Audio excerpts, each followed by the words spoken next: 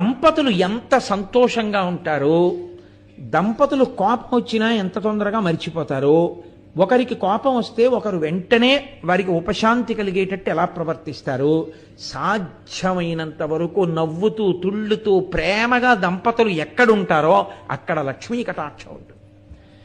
ఇళ్లల్లో కలిసి రాకపోవడం అన్నది ఎక్కడుంటుందో తెలుసా అండి?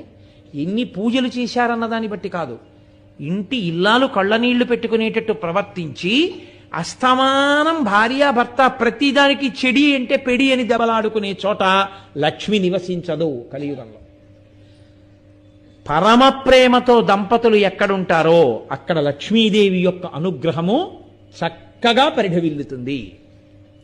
కాబట్టి కలిపురుష లక్షణం ఏమిటంటే, ఏ కటాక్షము మీకు కలగాలో ఆ కటాక్షమును మీరు విస్మరించేటట్టుగా చేస్తాడు, మీరు దాన్ని పొందకుండా చేస్తాడు. అందుకే మీరు చూడండి, దంపతులు